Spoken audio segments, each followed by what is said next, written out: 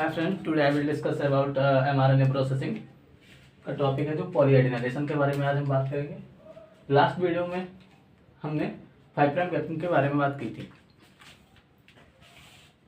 तो पॉलीएडिनाइजेशन क्या होता है, व्हाट एडवांटेज ऑफ पॉलीएडिनाइजेशन, पहले हम ये समझ लेते हैं।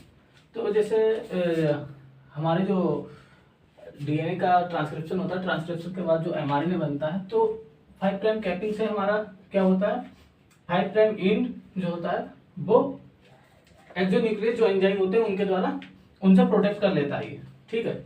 लेकिन इसी प्रकार 3' एंड भी फ्री होगा, उसको भी एक्सोन्यूक्लियस जो एंजाइम होते हैं उनसे प्रोटेक्ट करने के लिए वहां पे क्या होती है, पॉलीएडिनाइजेशन होता है, ठीक है। तो वो कैसे होता है उसके बारे में हम बात करेंगे।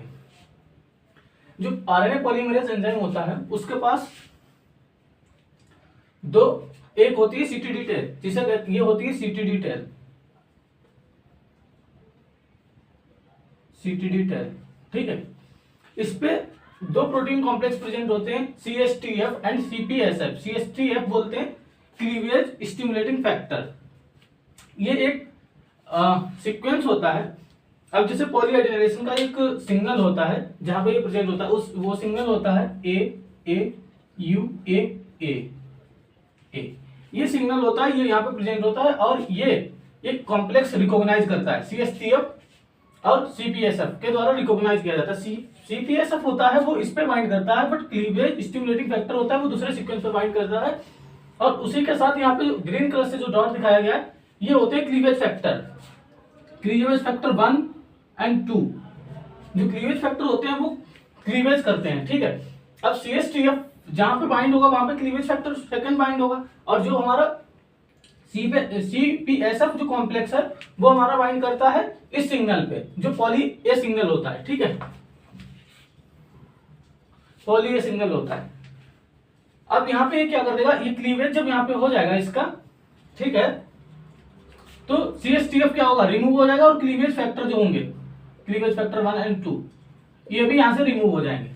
अब हमारे पास बचेगा सीपीएसएफ। अब सीपीएसएफ क्या करता है, ये रिक्रूट करता है किसको, पॉली ए पॉलीमरेज को। पॉली ए पॉलीमरेज जो होता है वो 3' एंड पर बाइंड कर जाता है। अब पॉली ए पॉलीमरेज की प्रॉपर्टी क्या होती है, ये एक तो एटीपी डिपेंडेंट होता है, एटीपी डिपेंडेंट होता है, और क्या होता है इसके पास, ये इसके लिए टेम्पलेट की जरूरत नहीं होती, टेम्पलेट फ्री पॉलीमराइजेशन करता है। जैसे एग्जाम में क्वेश्चन ये भी पूछा जाता है कि टेम्पलेट फ्री कोई पॉलीमरेज एंजाइम का नाम बताओ, तो पॉली ए पॉलीमरेज होता है जो इसके लिए टेम्पलेट की आवश्यकता नहीं होती है, ठीक है। तो अभी पॉली ए जो पॉलीमराइजेशन होता है ये 3' एंड पर बाइंड कर जाता है, और जो ए न्यूक्लियोटाइड होता है पॉली ए का पॉलीमराइजेशन कर देता है, ठीक है। अब यहां पे क्या होता है,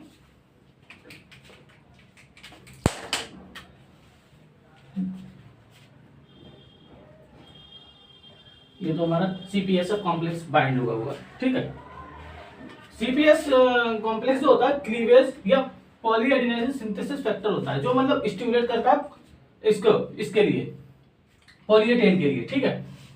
अब यहाँ पे जो पॉली ए बाइंडिंग प्रोटीन होती है, पॉली ए बाइंडिंग जो प्रोटीन होती है वो आके इसके ऊपर बाइंड कर जाती है, ठीक है। पॉली ए बाइंडिंग प्रोटीन होती है, इनका रोल क्या होता है, इनका रोल होता है सर्कुलाइजेशन, जो मतलब हमारा कंप्लीट एमआरएनए, मैच्योर एमआरएनए बनेगा वो तो यूकैरियोट के केस में सर्कुलाइज हो जाता है। अब जब ये सर्कुलाइज कैसे होता है वो भी मैं बता दूंगा, ठीक है। तो पॉली ए बाइंडिंग प्रोटीन आके बाइंड करेंगी, ठीक है। फिर इसके बाद अब फिर से यहाँ पे एक बार और क्या होगा, अब ये पैप जो होता है पॉली ए पॉलीमरेज वो रिमूव हो जाता है और सीएफएसएफ भी रिमूव हो जाता है। तो ये यहाँ पे क्या बन गई, poly A tail. Poly A tail 100 to 200 nucleotide length की होती है, ठीक है। अब ये प्रोटेक्ट कैसे करती है, अब जैसे हमारा पॉलीएडिनाइजेशन हो गया, अब ये न्यूक्लियस के बाहर आएगा साइटोप्लाज्म में, ये एक यूकैरियोटिक सेल है और ये हमारा न्यूक्लियस है, ठीक है।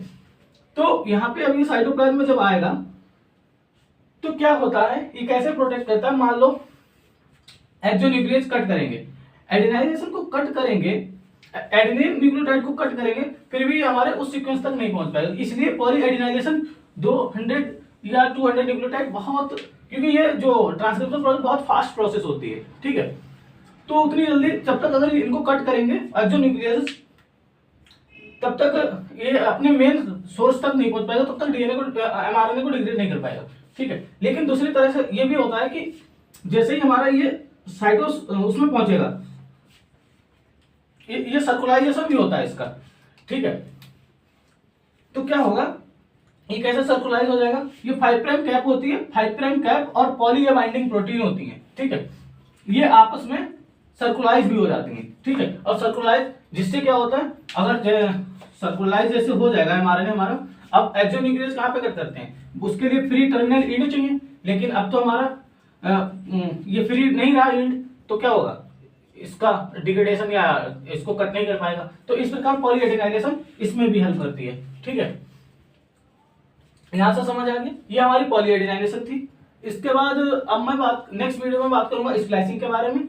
एक बार इसको फिर से देख लेते हैं क्या हुआ था। यहाँ पे हमारा आरएनए पॉलीमरेज 2 था, इस पर क्या थी, अल्फा सीटीडी-टैल थी। अल्फा सीटीडी-टैल के पास 2 प्रोटीन कॉम्प्लेक्स होते हैं, एक सीएसटीएफ होता है, एक सीपीएसएफ होता है। अब सीएसटीएफ क्या होता है, क्लीवेज स्टिमुलेटिंग फैक्टर, और यहाँ पे सीएफ फैक्टर भी होते हैं, क्लीवेज फैक्टर भी होते हैं, वो यहाँ पे क्लीवेज कर देते हैं। और ये सीक्वेंस होता है वो पॉली ए सिंगल सीक्वेंस होता है, ये वाला सीक्वेंस होता है ये AAUAAA, ठीक है। अब ये क्या हुआ, यहाँ पे क्लीवेज हो गया इसका, और फिर क्लीवेज पार्ट में अब यहाँ पे सीपीएसएफ बचा। सीपीएसएफ किसको रिक्रूट करता है, poly A polymerase. Poly A polymerase जो होता है वो एटीपी डिपेंडेंट होता है और टेम्पलेट इंडिपेंडेंट होता है, इसके लिए टेम्पलेट की जरूरत नहीं होती है, ठीक है।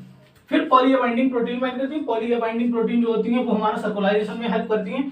हमारा आरएनए जो होता है वो सर्कुलाइज होता है, किसमें, in case of eukaryote mRNA, ठीक है। तो ये ट्रांसलेशन में भी हेल्पफुल होती हैं। और उसके बाद हमारा क्या होता है, इसको प्रोटेक्ट भी करती हैं हमारे लिए। प्रोटेक्ट कैसे करती हैं, अब जैसे 200 न्यूक्लियोटाइड का हमारा मान लो पॉली है, तो 1 2 क्लीवेज 3 4 न्यूक्लियोटाइड। एक्सोन्यूक्लियस की एक प्रॉपर्टी होती है, वो एक टाइम पे एक ही न्यूक्लियोटाइड को कट करता है, ठीक है। तो यहाँ पे क्या है, ये धीरे बहुत स्लो प्रोसेस कट करेगा, तब तक हमारा क्या होगा, प्रोटीन सिंथेसिस हो जाएगा। लेकिन सर्कुलाइजेशन भी हो जाता है। सर्कुलाइजेशन हो जाने से क्या होता है, एक्सोन्यूक्लियस किसको कर नहीं कर पाता है, exonuclease between the phosphodiester bond या जो बीच में प्रेजेंट होते हैं उनको कट नहीं करता है, ओनली टर्मिनल एक्सोन्यूक्लियस को कट करता है। तो ये हमारी पॉलीएडेनाइजेशन है। Please like and subscribe my channel. Thank you friends.